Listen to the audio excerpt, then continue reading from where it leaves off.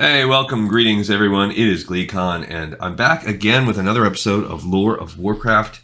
Thank you so much for joining in, and a very happy Christmas Eve to all of you. I'm going to try and put out a Christmas episode as well tomorrow. No promises because the fam takes precedent, but there's a chance once everyone settles into their own devices that I might get some free time, but it'll be an hour-long episode because it'll be a playthrough. I'll be starting Thousand Needles with Varrock, which I am looking forward to, but it might not be, we got a lot of family stuff going on. I'll be cooking Christmas dinner, all that stuff, so we'll see.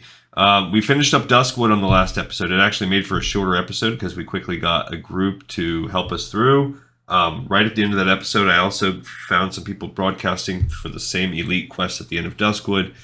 So I finished it off with Erator as well. So he's queuing up his next adventures. We won't hear from Callie or Erator for some time. We have 7 other adventures to get through this round with. So they'll probably get kicked from their guilds and stuff. But we did wrap up the Embalmer's quest line, killing his wife and him, kind of, I guess, because we killed his heart that's inside her. We also killed Mordant Fell, who is someone that has been in charge of summoning all of the skeletons and things in the area, somehow tied to, I don't know, maybe Karazhan. He was a wizard. He definitely had that kind of vibe to him. And then we also killed Morladim, the wandering undead, and then went and put his daughter's ring and helped put him to rest and got his sword. So we are now turning to what we're looking at here. We're finishing up the final episode, the final issue. I think it doesn't matter how long I've been doing these. I still call them episodes. Finishing up the final issue of the World of Warcraft Official Magazine. This is the last 30 or so pages of Volume 2, Issue 1. And everything we've seen so far indicates they left the job. They put this to print thinking there would be more. They'd finish out, but it never happened. The comics that we looked at, the storylines, the articles, the beginnings of periodic pieces that they had planned, it all comes to naught. I'm not quite sure. I did have another project lined up for us on the off episodes. We can still put that out. But Kazi has also let me know there's a War of the Scaleborn book. So I'm also going to look into that, kind of see when the timeline of that is. And we might actually go back to that for a little while, alternating that in there since it's sort of a catch-up. All right. Stay a while and listen as we look at our probably one of the last big articles we're going to have. It's a DC Comics look at the World of Warcraft comic, filling in the gaps. The artists and creators at DC Comics create enormously detailed comics that illustrate the Warcraft universe. They invited us to find out exactly how they go from thought to pencil to print by Andy Salisbury.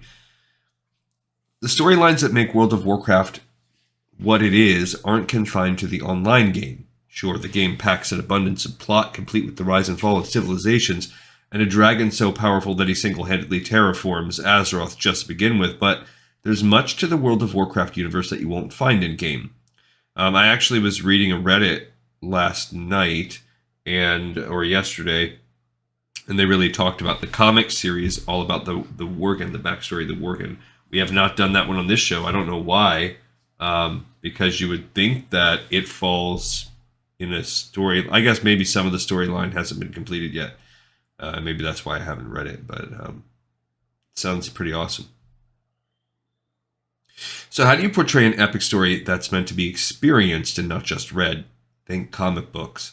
Comics have long been the fantasy geek's canvas of choice when it comes to showing off his or her storytelling prowess. When Blizzard decided to translate the stories of Azeroth to comics, it turned to longtime powerhouse DC Comics. How do the teams get from an initial thought to a final page? It's not an easy process, but DC Comics' Hank Canals, Senior Vice President of Digital, was kind enough to pull back the veil and show us exactly how it's done. Here's a picture of, I don't know. This is the Curse of the Worgen. That might actually be the comic that I'm talking about. I think so. I don't know why we haven't read this. I think it's actually on my to-do list. I just don't know why I didn't quite read it. Maybe parts of the timeline. He looks like a Gilnean. Yeah, Curse of the Worgen. Oh, it looks like it's a little series, maybe.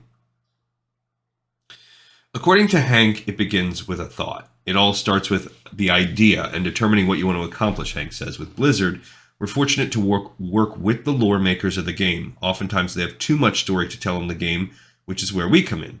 Our format allows the world's lore to be expanded upon and in different ways than what you read in the novels or discover online. We worked closely with Blizzard to determine the focus of our storylines.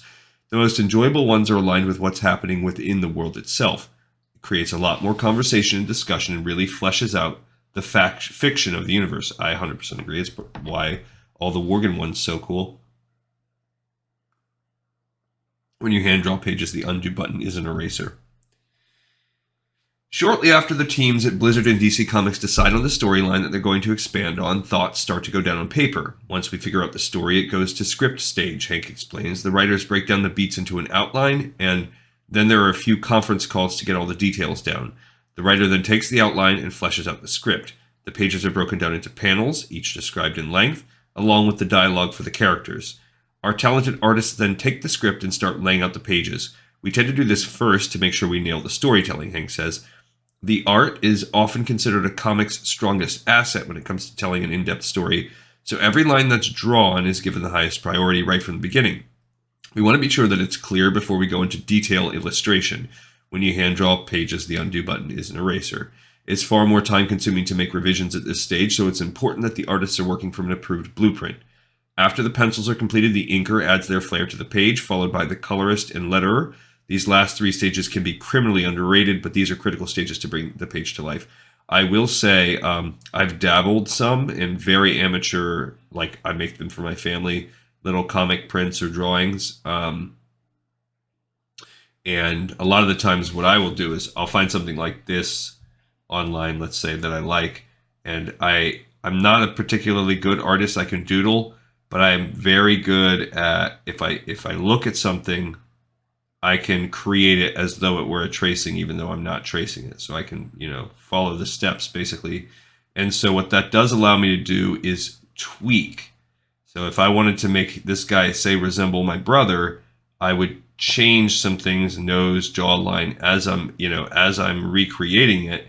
And so I'm kind of stealing images, which is why I would never do it on my own. But anyway, after you do that, the inking and then the coloring phases really are huge. And the lettering, I'm not good at that. But those things are really super important.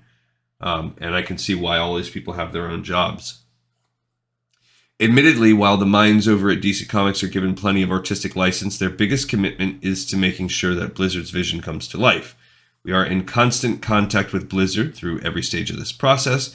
They have a particular vision for each of these projects, and we want to be sure we're bringing that vision to the page. Hank has been part of the Warcraft comic creation process since the very beginning, and he's seen every single issue go from concept art all the way to finished product. But when it comes down to which comic is his favorite, he's not quick to choose sides. That's just not a fair question. That's like asking me which is my favorite child, insists Hank. I like different aspects of each project. Launching the original series was electrifying, especially working with Walter and later Louise Simonson. Introducing new talent to the comics audience is also a great perk. Ludo Lullaby, John Burren, Mike Bowden, and Tony Washington on the regular series, of course. The material produced by Mike Costa, Neil Gouge, Doug Wagner, and Jeremy Rapak just blows me away. Any day I receive Warcraft art is like Christmas for me. I can't leave out the uber secret original graphic novel we are well into completing for next year too, but since I can't talk about it, I'll just say Sean Galloway along with the Blizzard scribe Mickey Nielsen brings his A game. And I cannot forget introducing Varian to the universe and then seeing him actually in-game afterward. That's cool. The Curse of the Worgen grew to become an encyclopedia of one of civilization's struggles against extinction. That is super cool.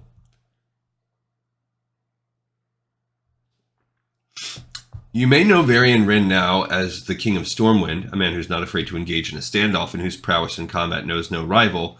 We also know him from the Christie Golden books. However, if you haven't read the World of Warcraft series released by DC Comics in January 2008, you may not know that he was once known as Logosh. In the comics, it was revealed that Logosh fought in the Dire Maul Arena tournament alongside Valera Sanguinar, a Blood Elf rogue with a near-crippling addiction to arcane magic, and Brol Bearmantle, a now extremely prominent Night Elf druid who was born with antlers, an extremely rare gift of nature, showing he was meant to do great things.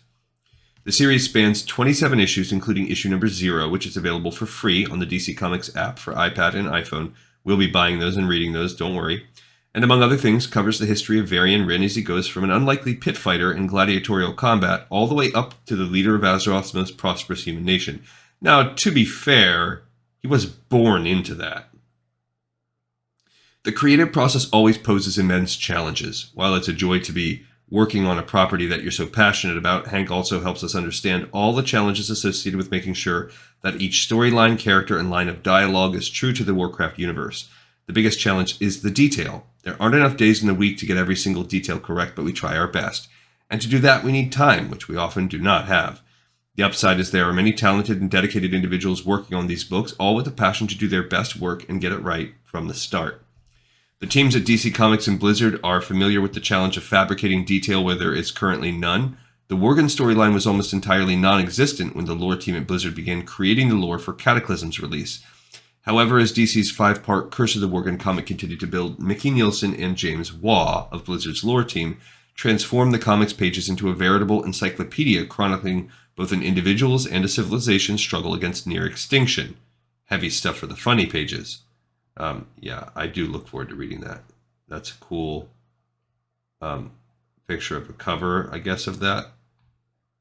She's got this staff. I wonder if that's partly what becomes the Scythe of Elune, or maybe not. Here's a picture of the covers of number 2. Want to check out the World of Warcraft comics on your own? If you can't track down a physical copy, head over to read.dccomics.com or download the DC Comics app on your iPad or iPhone. Free samples are waiting to be downloaded. You can also do 123 Comics, I think is what it's called. You can read, like, it's a bootleg site, but you can, if you're willing to click through the ads, you can read. I will buy them if they're available, but if that's the only way to find them, they have literally almost everything I've ever looked for is on there. There's some more Ashbringer. We read Ashbringer together. It's when we read online. This is the actual, I think, generic original, just World of Warcraft comic. We haven't read that. I don't know what that is. Looks like Deathwing, maybe. And there's Brol Bearmantle. That must be from the original series. The Imagination Factor. The two men tasked with making the characters in the comic books believable are James Waugh and Mickey Nielsen of Blizzard's lore team. They opened up to explain exactly how they turn words on a piece of paper into believable characters and how you can take their jobs. How did you originally start as an author, and when did you begin to work with World of Warcraft? I can't remember a time in my life when I wasn't making up stories and playing out drama with characters. To be honest, it started with Star Wars toys as a child. I'd create epic storylines that would span weeks, months, heck, years. The seeds were planted all the way back then. In 7th grade, I ended up at a creative writing magnet school and really found that I had a knack for this.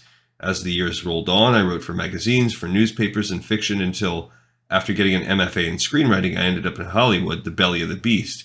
There I really learned the craftsmanship of professional writing, how to construct stories on deadlines, how to deconstruct a plot and reconstruct it, building character arcs, etc. In the film industry, I optioned screenplays and television pilots along with being a story analyst for Ridley and Tony Scott's production company, Scott Free Entertainment of Aliens. Finally, I became a vice president of development at an independent production company where we produced 2 films I developed and set up a TV series with the CW. The power of storytelling has always been a passion, and I believe now more than ever that the future of entertainment franchise development will come out of the gaming space. Hence why I ended up at Blizzard in 2008. I believe that Azeroth, the Cropula sector, Coprulu sector, and Sanctuary, the worlds of Warcraft, StarCraft, and Diablo, had some of the coolest landscapes in the game industry, ripe with potential for great stories to take place in them. Yeah, so what do you need to do to take this job? Well, start from 7th grade at one of the top schools available, because school does matter.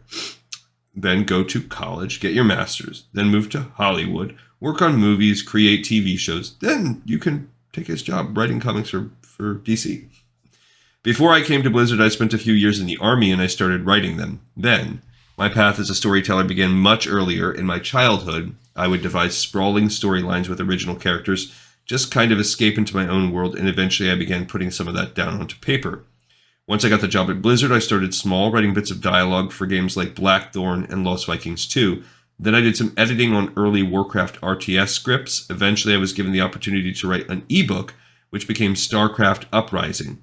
When World of Warcraft came onto the scene, I was pretty much writing full-time. My first story for World of Warcraft was an online short story called The War of Shifting Sands. We've actually read that together on this channel. That was followed by Unbroken, which is still one of my personal favorites. We read that too. Nobundo Rules. After that, it was on to various other stories and write-ups, overseeing the DC Comics World of Warcraft monthly comic on the Blizzard side. It was very cool to work with Walt and Louise Simonson, and then I got a shot at writing my own comic with World of Warcraft Ashbringer, also a great one that we read on this channel. So his is a little bit less daunting. This guy basically just worked his way up. And now he did have the benefit of getting onto Blizzard when it was a tiny thing, Lost Vikings 2. So very tiny company, and he just worked his way up through the ranks, and luckily he hitched his horse to the right chariot here. What are your inspirations? Who or what influences your work? Movies and comic books are a huge influence. My top 5 movies should give a good indication of my sensibilities. Jacob's Ladder, the original Superman, Ghostbusters, Conan, and Big Trouble in Little China. I grew up in the 80s, a golden era for movies in my admittedly biased opinion. The comic books I fiend for are Conan, Batman, Punisher, and Hellblazer. As I've mentioned elsewhere, I have an unhealthy crush on Power Girl, but I love her for her mind. Really, both of them. Robert E. Howard and Stephen King are novelists whose work I can't get enough of. Another author I dig right now is Jason Austen, something like that, who's writing, I can't tell, my picture's a little bad, Small Pod or something like that for DC Comics, as well as some other titles, G.I. Joe, Transformers, Voltron, He-Man, and Thundercats. These were all instrumental in helping to shape my young mind and overactive imagination. Overall, my greatest inspiration these days is my daughter, who never hesitates to let me know if something I'm working on is crap. Fair enough. And there's some pencils. Pretty cool. Looks like we have, I don't know, here we have a human story, but we have the Duratar looking place, some orcs. Which comics was the most difficult to develop? For me, I'd say the upcoming Alliance original graphic novel written by the amazingly talented Mike Costa. More and more, we're trying to give our readers who take in all the expanded universe material a deeply engaging experience with interlocking stories. The current buzzword for this type of cross-media content is transmedia narrative. What I mean by that is that we wanted to create an experience where one could play the Worgen starting zone, read Curse of the Worgen, and then read this graphic novel and see a meta-narrative playing out, each storyline an interlocking piece of a larger chronological puzzle, which is partly why I make this show, so we can get that whole picture. The pieces can be experienced without each other, but for those that do take in all the content, there's a much richer experience to be had. My favorite metaphor for this is that each individual piece of content is an instrument. Taking it all in creates a symphony. Cool concept, hard to pull off. So as the game was iterating in development, and so was the Worgen comic, poor Mike Costa had to revise the Alliance original graphic novel to make sure everything was lined up. In the end, the story that would be printed is an epic piece that tracks the Scythe of Elune prior to the events of Cataclysm and the finale of the Curse comic. I'm thrilled that we pulled this off, and I have no doubt that players will dig it, but I have more white hairs on my head from the development process. That said, I look forward to giving even more in future projects. It means the players get to experience this sort of new frontier of storytelling. Heck, I'll go Anderson Cooper Gray for a good story, which is the quote there. How did you go about creating the storylines for the comics? For example, when you began work on Curse of the Worgen, did you do a lot of research on the surrounding lore or generate it on your own? There was a ton of research involved, but we also created an entire backstory that didn't previously exist. My co-writer James Waugh and I had several meetings with Chris Metzen, Alex Afrasiabi, and Luis Barraga. Once the origin had been established, we knew that the best way to tell the story in 5 issues and to communicate both the backstory of the Worgen and the details behind the game's current events would be to have an A-B storyline. We thought it would be really cool to have basically 2 narrators who are telling the backstory from different points of view, and then to have those 2 threads intersect by the climax of the story. I was determined that I had learned my lesson from Ashbringer and that I would make sure we had enough issues to tell the story, so James and I outlined a story that would take place over 5 issues instead of 4. Brilliant. Problem solved, right? Well, of course, once we really delved into these 2 epic storylines, we realized that by issue 4, we were squeezing a lot of material into each installment. By the 5th installment, we were wishing we had 1 more issue again. So anyway, our next project should be about 15 issues long. Everybody's cool with that, right? Why not? Who cares? Nobody's going to be like, no, I wish you had less issues. What advice do you give aspiring writers? Find a way to connect on an emotional level with your reader. Write a story that's actually about something. I don't mean your concept, I mean your theme. What is it about your story that will make me look at the world or the human condition in a different light? Or see things from a different point of view, or reinforce or validate a point of view I might already hold? A good story should be a roller coaster ride. It should make your readers pulse pound. It should make them laugh, make them cry. In the best of times, it should surprise them, but more than anything, a good story should make your reader think. Whether or not the reader agrees with the viewpoint the author puts forth is irrelevant. There's no greater crime for a writer than creating a story that is forgettable. There's some more of these pencils, and we have some comic highlights.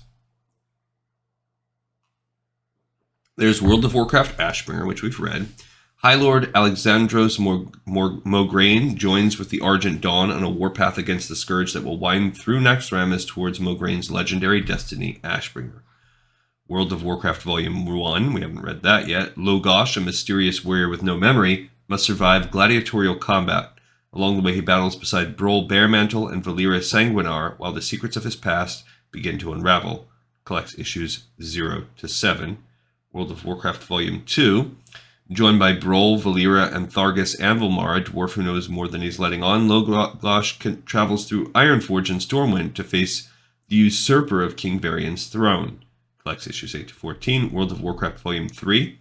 Thrall agrees to a peaceful summit in Theramore, but enemies, some old and some new, are determined to ignite the already smoldering tension between members of the Horde and Alliance. Collects issues 15 to 21. And World of Warcraft Volume 4. The Council of Tristful forms, and Madan begins to grasp the power of his unique parentage. Will he learn the truth in time to save his friends from Chokal and the Twilight's Hammer? Collects issues 22 to 25. And Special, number 1. All right, so we finished that big article, and that took us a third of the way through the material. So we're still going to bust out.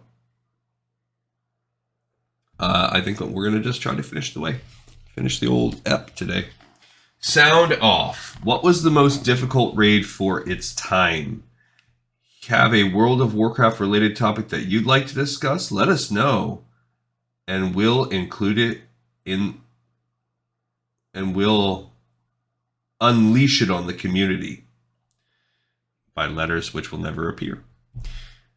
Okay, new fight mechanics, attunement, and rage timers, heroic mode, and epic battles all contribute to the difficulty of a raid. Some of the most challenging raids will send pugs running in terror and test the limits of what a guild is truly capable of. However, players return over and over and over again to prove they have what it takes, snag that elusive loot, and finally to bask in the glory of victory. We asked a cross-section of players on the official forums what they considered to be the most difficult raid of its time, and they responded by comparing Naxxramas at its nastiest, Sunwell Plateau at its most sinister, the chilly Ice-Crowned Citadel, and the burning Molten Core. Argawain, Thunderhorn US from Resolute Guild. I believe Molten Core was definitely one of the most difficult raids. Not only did it take forever to finally get to Ragnaros, but also when you finally did, it may have taken several attempts over the span of a few days to take him down. Truth is, while most guilds were prepared, it was just plain difficult. Richel, Scattered Legion EU, the Haven. Ragnaros would melt anyone foolish enough to approach without full fire resistance gear, thus nerfing their DPS substantially and making the fight harder still.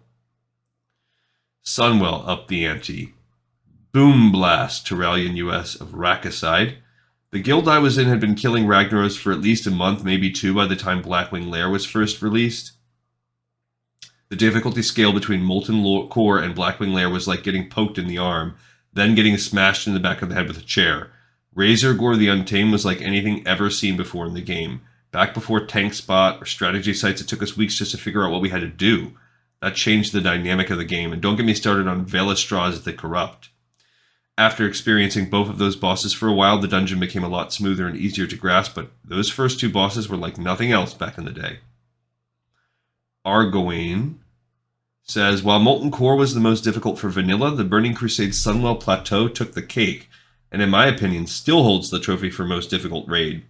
Many times my guild would take Sunwell and be down to the last 2% on Kill Jaden and only have 5 or 6 players left, with the final blow usually coming from the tank or healer, seeing as that's all the DPS we would have left. The first time we down-killed Jaden was the same time that I started losing hearing in my ears.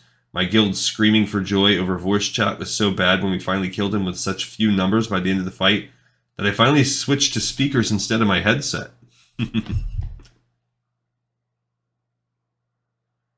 Ishune of Firetree from the guild pie chart says, in Sunwell, Kalikos, Felmist, and Kill Jaden all brought new levels of dynamics into play. Muru redefined how we view tuning in a raid group and set a precedent we have compared everything else to ever since. Dodd Samandin of Nordrasil EU from Sovereign says, in the Burning Crusade, it was clearly Sunwell Plateau that was the hardest raid instance.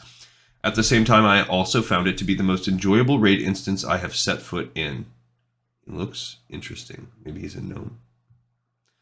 We spent over a month wiping on Muru, but I still had a lot of fun doing it. Muru is definitely on the top of my list of hardest and most enjoyable raid bosses. Robotronic of Nordrasil US Red October. The immense difficulty of Sunwell Plateau was certainly unparalleled. It was just 6 bosses that showed you no quarter. Sunwell was extremely punishing to a raid's class makeup. It was also extremely demanding on consumables, and even made a lot of people switch to leatherworking for the drums. Unlike raids in Wrath of the Lich King or Cataclysm, Sunwell had no normal mode. Good point. Danthos of Gudron EU. We can all down him on normal, but Heroic Lich King. Neem, or Nemi, Kill Jaden US of Audacity. The fact that only 2 guilds worldwide have even killed Heroic Lich King 25 player without the Ice Crown Citadel buff speaks volumes to how difficult it is. Zindagi, Argent Dawn US of Nightfire. By all means, bravo to the 2 guilds who managed to drop Heroic Lich King 25 player. Nothing detracts from that feat of prowess. If you look back at other raids, say Naxxramas 40 player, you'll notice that they did not have a normal mode or an easier difficulty level upon which you could gear up and learn the encounters before attempting them with additional mechanics introduced. While the number of people who have dropped Kel'Thuzad in 40 player may not have been more than 2 guilds in the whole world, I respectfully submit that in terms of encounter design where there's only 1 challenge level, not 4 different scalable player selected challenge levels, and it's set to hard, Naxxramas 40 player has to take the cake here. It says only, wow, 2 guilds in the world. It's crazy. Saravok of Thunderhorn US of the Twilight Alliance. The most difficult, back then anyway, 40 player raid would have to have been Naxxramas at level 60. As a tank who was there, it wasn't just the sheer brute force that the fights threw at you, the complex mechanics, or even the gear and item requirements. It was the devotion of an entire guild to complete the task. Kel'Thuzad was the most demanding fight I have ever seen as a tank, with so many variables, especially once the 3rd phase began. It was not the 1 to 2 minute phase we had in Wrath of the Lich King. It was long and an insane rush to kill Kel'Thuzad before inevitably tanks started to die and people chained the ice blocks in the madness and missed interrupts. Boy, do I miss that. The screams on voice chat were even louder than Ragnaros. Ashenai. Naxxramas had a lot of new encounters and redefined difficulty. Patchwork and Thaddeus redefined enrages and the concepts of DPS checks. Hateful Strike demanded a deeper level of understanding of game mechanics. Polarity Shift brought a new level of dynamic play into the game. Hygen the Unclean had the dance. Gothic the Harvester had an incredibly tuned ad wave system. And the 4 Horsemen quite obviously forced a raid to think outside of the box in raid positioning, strategy, and fluidity. Belladir, Lane US, the Night Watchers. Naxxramas was very difficult. It was one of the first raids in the game which from a healer's point of view didn't simply involve watching health bars and waiting for the raid leader to call out an incoming fear. The mechanics for entry-level bosses in Naxxramas were quite different from anything before their time. You had Instructor Resuvius, which involved making sure to heal your melee up and then run out of line of sight so his disrupting shout didn't kill you. There were also the Initiates, which had to be mind controlled. One of the first times a priest had to mind control as part of a boss encounter, too. Then there was a Noob Rakan, which looked very hectic for a tank. Making sure everyone's health was topped up so spikes didn't kill them was not easy in a 40 player, but necessary so you didn't get overwhelmed by scarabs. Then you had bosses like Patchwork requiring insane DPS racing. For Horsemen, needing 7 tanks to rotate between bosses with a lot of coordination, and Thaddeus where you had to pay attention to polarity shift. They were so much more difficult than anything released prior to this. Zindagi says Naxxramas 40 player was not only hard-gated by a steep attunement cost, but soft-gated based on what you were bringing into the raid gear-wise and your rate of success in Temple of Ahn'Qiraj 40 player, which boasted some incredibly challenging fights. Merlane of Darkmoon Fair EU of Guild Freedom Call says, Temple of Ahn'Qiraj 40 player in vanilla World of Warcraft always brings a smile to my face. I remember it took about 2 hours just to get 40 people in one group into the entrance. There were no add-ons, no instruction videos, no voice chat, and nobody had a clue what the tactics were. It was a lot of fun figuring it out as we went along, learning gradually from our wipes and finally getting 1 or 2 kills after an entire night of corpse running. Cridence of the Maelstrom EU Slice Me Nice Guild. The Twin Emperors in Temple of Ahn'Qiraj 40 player were a simple fight unless people didn't know what to do. 40 people in, 40 people dead. I've seen approximately 25 level 80s fail there because they didn't know what to do. But what a fun fight. I would love to have a Cataclysm fight like this. Ashnai says, the thing about World of Warcraft is that the raid game has continually evolved. With Cataclysm, it has been similarly demanding for its time. While not all of the mechanics in this tier are super novel, they are stressful, which at some degree is inherently important in determining difficulty. Each expansion has had some point where it upped the ante, and I expect Cataclysm tiers to do more of this given all the lessons that have been learned in past tiers of content. Innovation will continue in the production of increasingly challenging dungeons. The number 1 contenders, many players cite Naxxramas, Icecrown Citadel, and Sunwell Plateau as the most challenging raids, but some players found unique difficulties in other raid content. Shamala, Deathwing US of Exigency says, Scalaman's 10 player was brutal, especially when someone gave cause for the neutral NPCs in the Gambit room to take umbrage with us, or when someone didn't loot the key off of Radogor. It's a place of true malice and hate. I ran that place more than 50 times on my old Warlock for the Dreadmist mask, even after I had tier 2 armor, but I would not actually see a Dreadmist mask until Wrath of the Lich King. Nemi of Killjane US of Audacity, we already got one from her, said the Tempest Keep the Eye with Kael'thas Sunstrider was an epic multi-stage fight that easily lasted 20 minutes. Dealing with the 4 ads one at a time, then the 7 legendary items and how you use them, then all 4 ads at the same time, then Kael'thas and his Phoenix, then Kael'thas in 3 dimensions. The worst part about it was that you needed to kill him to attune people for Black Temple and Hyjal Summit. Colin of Dragonblight EU of the Dragon Soul Guild says the most epic raid I remember was when we downed High King Malgar in Gruul's lair during the Burning Crusade. I remember being part of a casual guild that didn't advance enough, so I changed to another guild and they simply kept wiping on Malgar. I went with several pugs, and after several months I went back to my old guild, and weeks later we downed him. It took me from May 2007 until June 2008. It's a momentum I'll never forget. Trying to do something for more than a year and then achieving it with 25 people was awesome. I still have some loot in my bank from High King Malgar. Now you can just go there and one-shot him and get all the loot. Alright, so we're about halfway through the content that we had left, and so we really, if we wanted to, could make this another video, but no, we're going to push through. Remote ways to play is the next article, community article. Players aren't always able to be in a comfy chair at home, but that doesn't stop them from getting into Azeroth, by Shauna Germain. Most of us play World of Warcraft from the comfort of our homes in our favorite chair, killing our way through Azeroth and Outland thanks to high-speed internet, our multi-button mouse, and our flat-screen monitors.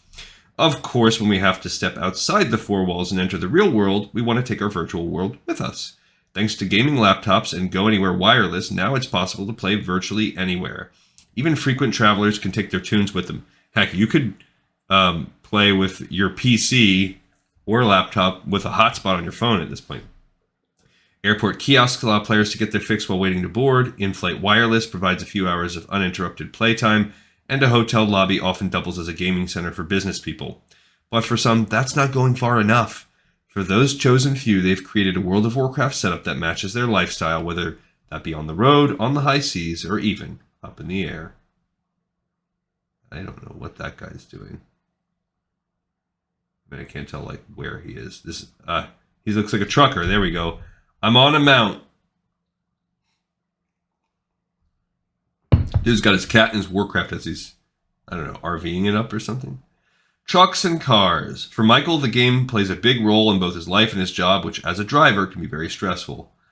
Trucks and cars, sometimes moving, sometimes not, are favorite hotspots for World of Warcraft players on the go. Michael Scrap Dog Roden, a long-distance trucker, has been playing on the road since his girlfriend bought him the game as a Valentine's Day gift 2 years ago.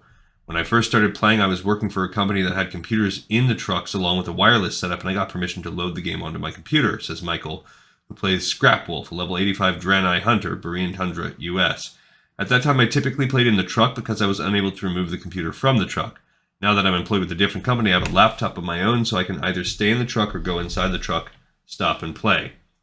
For Michael, World of Warcraft plays a big role in both his life and his job. As a driver, the job can be very stressful, and playing helps relieve the stress. He says also with my girlfriend being home and me being gone for weeks at a time, it allows us to do something together. While on the road, Michael hooks in with an Asus Republic of Gamers laptop and a Verizon wireless card. During long trips, he keeps his laptop secured in the cab with a RAM laptop seat mount so that he can use it for mapping software. Then when it's time to play, he either plays in the cab, moves it back to the sleeper of the truck, or goes inside a truck stop. Okay. When he plays inside the truck, he often finds himself the center of attention. A lot of people like my setup and ask me a few questions here and there, especially those who play and who are usually using truck stop Wi-Fi, which can have bad connections, Michael says. Sometimes when shippers or receivers don't allow me in my truck during loading or unloading, I sit in the break rooms to play the game, which draws the attention of other drivers or employees, and sometimes allows me to meet fellow gamers. Of course, there are always a few issues with remote playing, the majority of which, not surprisingly, revolve around latency and wireless connections. I'm only allowed 5 gigs a month on the Verizon card, and overages can really bite, Michael says. The other negative is that with my job, my hours can really be all over the place, and delivery time constraints can bite into raiding, but otherwise I can fit my break times in so I can make the raid times.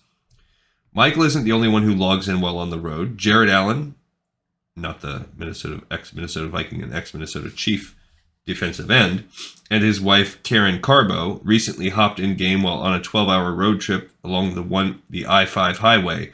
Taking turns driving and playing, the two used a setup that consisted of a laptop and a cell phone with a modified operating system on it, allowing them to use the phone as an internet gateway, which that's just commonplace now.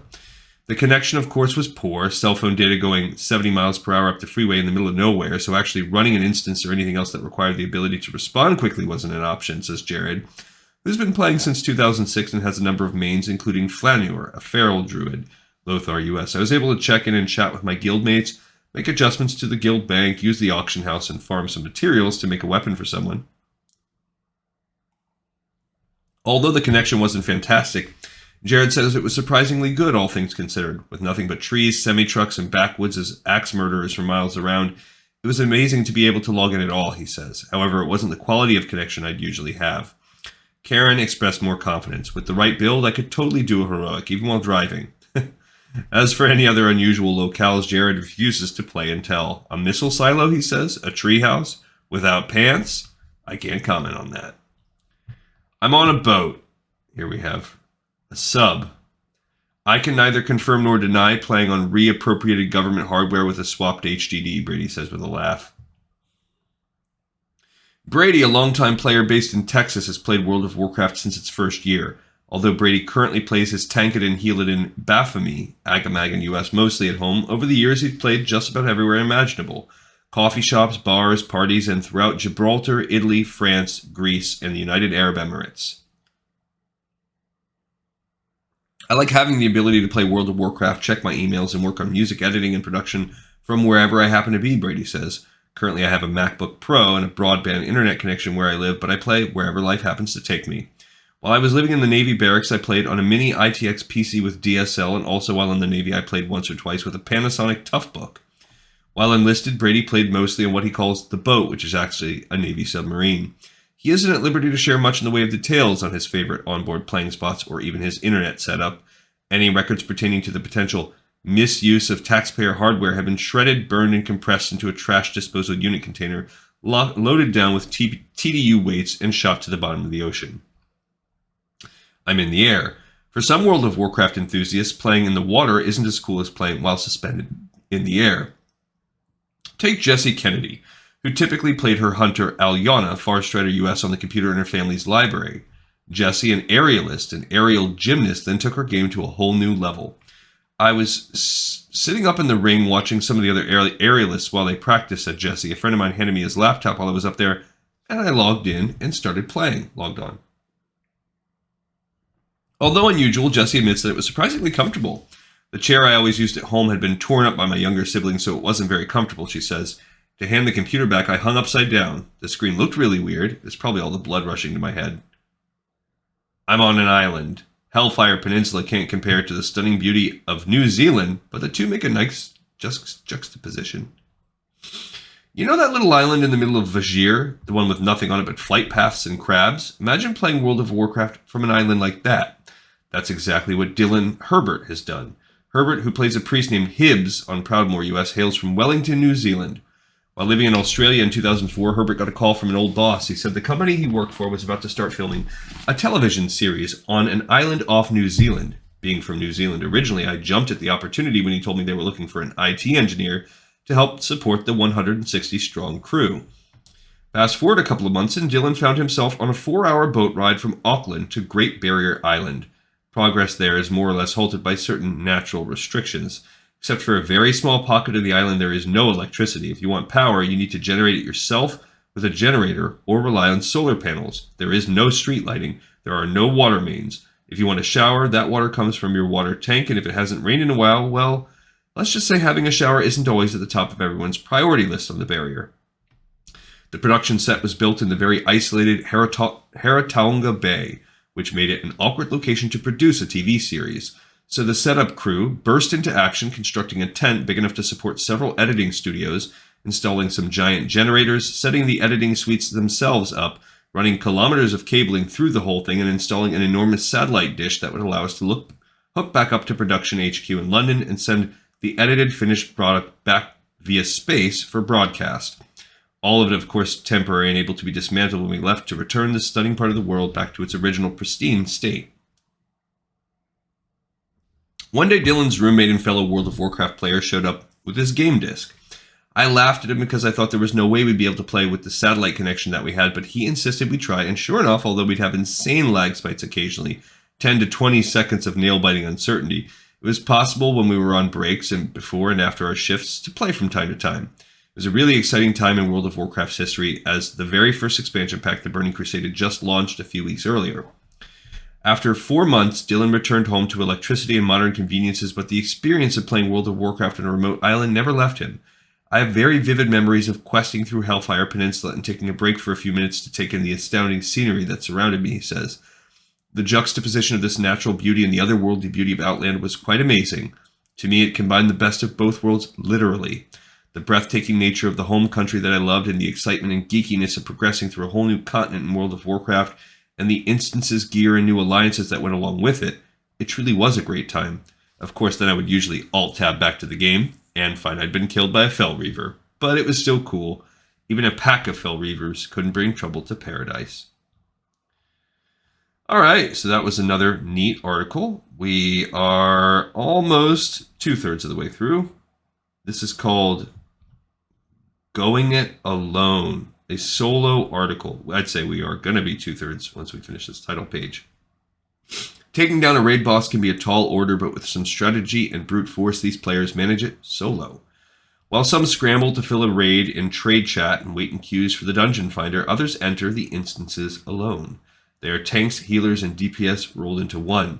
These players who solo content meant for groups of 5, 10, or 40 not only face the regular obstacles, they have to find a way to do it without aid. It is really fun to do old raids like that, like to go back once Dragonflight came out, or maybe it was even Shadowlands. I went back and did like the Legion endgame raids, and it was like a puzzle. It was very fun. But with some creativity, dedication, and piles of gold to pay endless repair bills, they stand alone and stare down World of Warcraft's biggest and toughest bosses.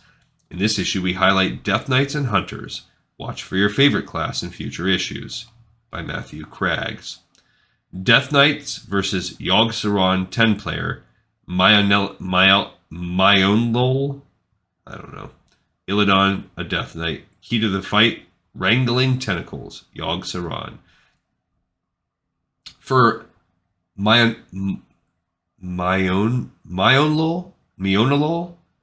soloing is a means of testing herself and pushing her character to the limits. I remember already trying to solo bosses back in vanilla. Mionalol says, I was trying to do Scholomance on my mage at level 60. Her blog, blog.mionalol.net, for which you'll need to dust off your high school French textbook, has dozens of videos depicting her solo takedowns. I did Molten Core and Karazhan at level 80 at the beginning of the Wrath of the Lich King with blues and epics for gear, Mount Hyjal at level 80 with Ice Crown Citadel epics and Shadowmourne, and everything in Ulduar except Thorim with a set of Cataclysm epics. One of her most recent accomplishments is also one that she considers one of the most difficult. Yogg is one of those interesting fights. It's not patchwork. In a fight that involves portals, adds, major debuffs, helpful NPCs, and many, many tentacles, the word interesting is an understatement. Still, with a few little tricks, extensive planning, and a little help from the keepers, my own lol knocked out the Tooth Monstrosity wearing mostly Cataclysm epics. I used all 4 keepers, and even with all 4 of them, I could barely do it. The fight begins with a rush in phase 1. I'm trying to make it as fast as I can and basically jump into 5 clouds, which is the exact number of additional spawns I need. More, and I can't handle them; less, and I'll sit there waiting for more ads. Killing these ads near Sarah, Yogg-Saron's avatar, is the only way to enter phase 2, and that's where things get really fun. A Constrictor Tentacle will always spawn at the beginning of phase 2, so I preemptively drop a Death and Decay under my feet to kill the Constrictor and free myself from its grasp. A Crusher Tentacle will spawn too. I'll go in and melee it as soon as I can, but won't kill it until portals into the brain are open, because being the main target of a Crusher Tentacle makes you immune to further Constrictor Tentacle spawns. I can't worry about bringing down the Corruptor Tentacles. Mionalol's approach is just one of the lessons she learned after nearly 8 hours of wiping and adjusting her strategy. Instead of avoiding the debuffs from the Corruptors that can stun, reduce movement speed, or drop rune regeneration levels, she optimized the use of her cooldowns. Casting Anti-Magic Shell before entering the portals in phase 2 ensured that whatever ill effects the Corruptors caused would largely fall off while she was DPSing Yogg-Saron's brain. If I did well beforehand, I should have enough time to bring the brain down in a single portal. That definitely wasn't the case in my first attempts, which took as many as 3 portals to bring Yogg to phase 3. In phase 3, Mionalol found that unlike in a full raid, Mionlo, because she's French, the Corruptors were more dangerous than the Crushers were, so she switched her focus to the tentacles she previously ignored in phase 2. When I enter phase 3, I DPS down the ads and try to kill the Corruptor with cleave effects such as Heart Strike. I try to cleave both Yogg and the ads as much as possible, and for that I take risks by facing the boss. I have to turn around when he casts Lunatic Gaze. Once in a while he'll cast Shadow Beacon on an ad, and if that ad isn't killed it will heal Yogg and any ad still alive for 200k plus health. Empowering shadows must never land, ever. Tentacles under control, Mionalol describes the rest of the fight as nothing more than a DPS race against the Enrage timer. That's all there is to know. It's all about execution, managing defensive and offensive cooldowns, and positioning. Okay. Sartharian 10-player. Really going to dive into this. Character Ragewind, Realm Zulahed EU, Death Knight, key to the fight, not killing ads. In recent months, many people have been impressed by Ragewind's solo triumph over Marrowgar. But the 20-year-old Australian believes it pales in comparison to an older victory. Sartharian was the hardest thing I ever did, he explains. I already soloed Marrowgar at level 80 until he enraged. I personally think that's much more impressive than beating the Enrage at level 85. In February 2010, pre-Cataclysm, Ragewind, decked out in a tier 10 raid set, quenched Sartharian's fire by finding a balance in his approach. Surviving and killing ads, but still keeping a few alive to get rune strike procs, I had to manage all of that to pull off enough DPS while staying alive. You have to do things that 10 people normally have to do at once. Today, no one could recreate his approach to the deadly dragon. I created an Unholy self-heal spec. Unholy had much higher AoE damage, so I could damage Sartharian the whole time, while the ads just died because of diseases and death and decay. Sure, I lost some self-healing for more AoE DPS, but it was totally worth it. The next hurdles he faced were the ads. Sartharian summons a bunch of ads that sometimes spawn in a firewall that lets them enrage and instantly kill you. Those ads killed me many times, even if I had luck with them not spawning in a wave. I found a perfect cooldown rotation for these ads before my Army of the Dead off-tanked them for me. After 2 hours of wiping and retrying, Ragewin completed his greatest victory, one that might not have been if he had taken a second longer. Sartharian enrages after 15 minutes, and in my video, you can see that he enrages. I killed him in 15 minutes and 1 second. Hunters. Kael'thas Sunstrider 25 player mode by Manafiend of Tichondrius US. Key to the fight, slow and steady wins the race. The motivation to solo a high-level boss is not always the prestige or the challenge. Sometimes it's the loot. Few mounts are more prized than Ashes of Alar, the fiery fowl that drops from Kael'thas in the eye. It started for the fun of the challenge, Brian McGrath recalls, but now I go back for the mount every week, fingers crossed. Brian soloed Kael'thas with his level 85 Hunter Manafiend on Tichondrius US after seeing other people accomplish the difficult kill in videos posted on YouTube. I did a search on YouTube for kills and was able to find a few, so I wasn't going in blind. It started with a Death Knight named Ragewin, which we just read about, but there were also a few Hunter videos. Like many people, Brian used these videos and his knowledge of tackling Kael'thas from running the 25-player instance as a raid at level 70 and created his own strategy, heading into the solo fight with mostly mid-level Cataclysm raid gear. I used a variation of the Cookie Cutter survival spec. I picked up Spirit Bond in the Beast Mastery tree for extra healing, as well as the Hunter vs. Wild talent for extra HP in the survival tree. Brian contends that the extra DPS in marksmanship really helps out in the second phase. Phase 2 is all about DPSing as hard as possible while making sure my pet has aggro. The first phase is pretty simple and really about positioning each of the 4 advisors so they're less of a hassle when they come back to life in Phase 3. One exception is Master Engineer Telonicus, the last of the 4 ads to come alive.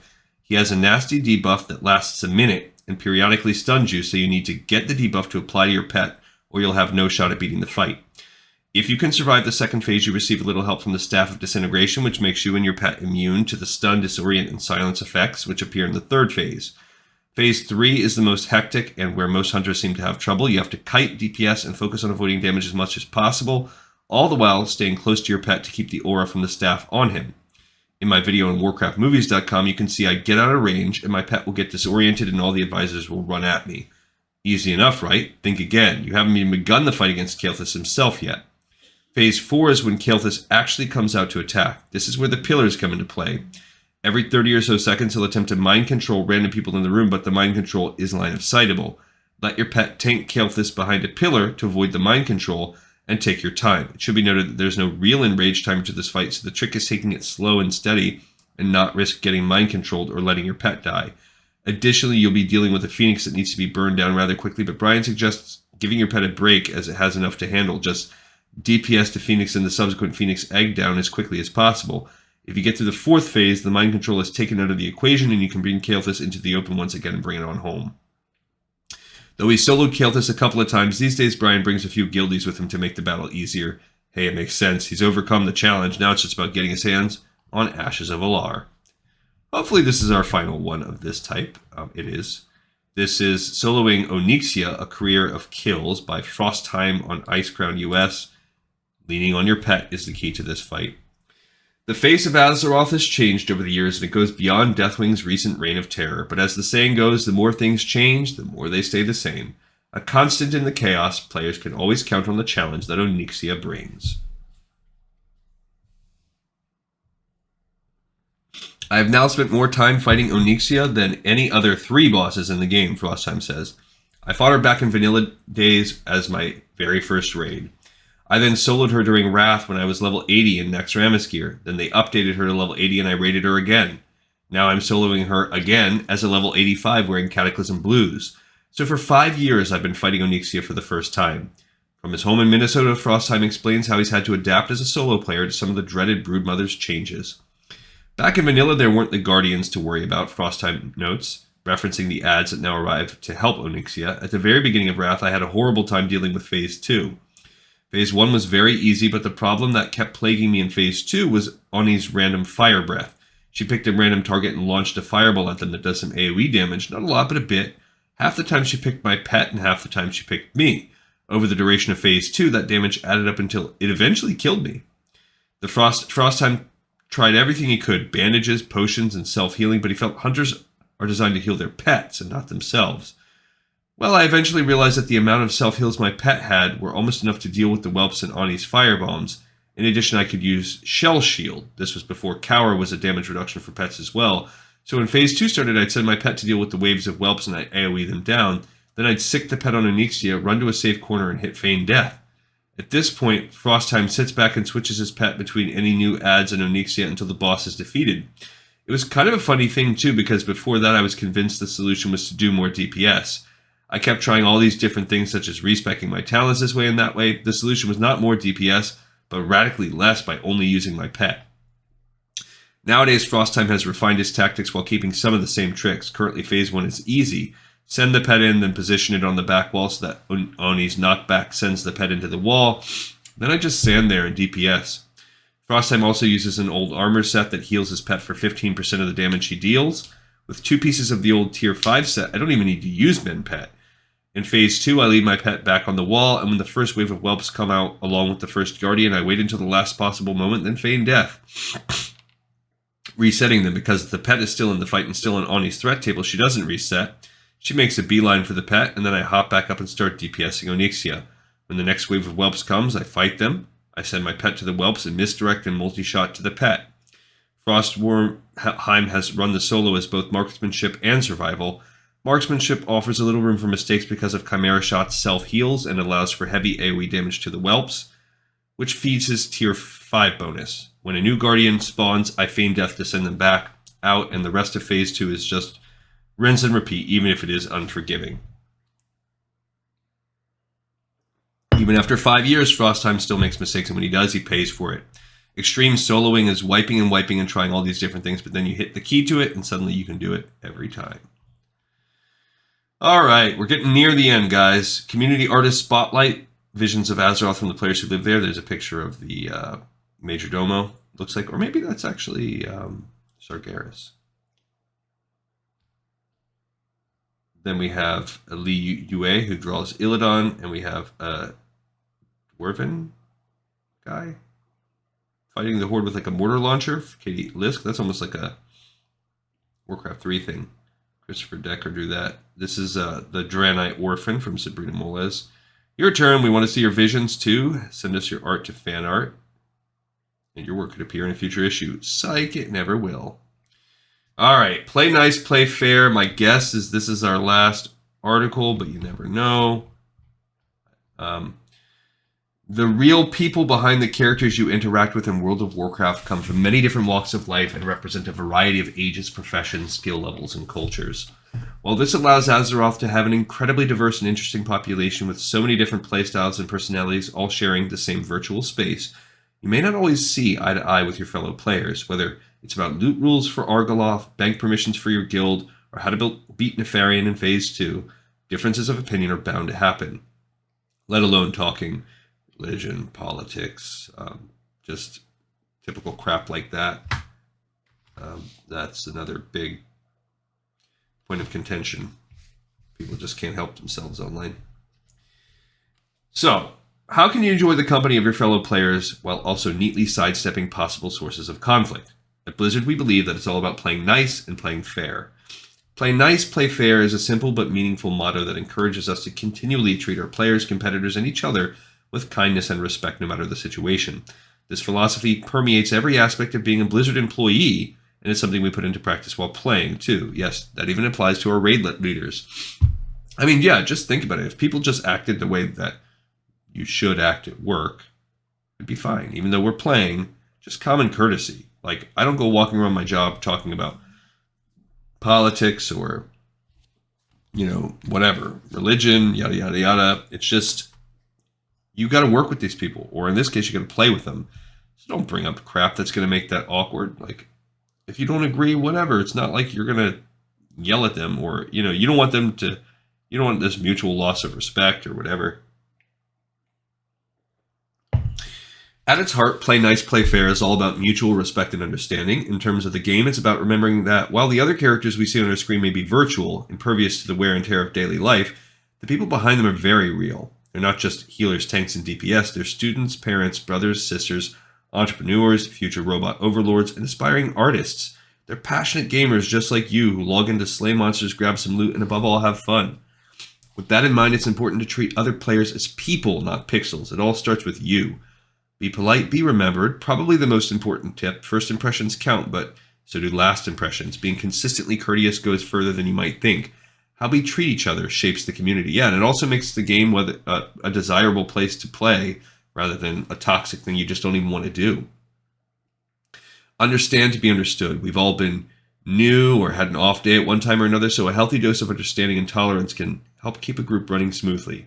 Give help, get help. If someone asks for help, don't chastise them for not knowing as much as you do.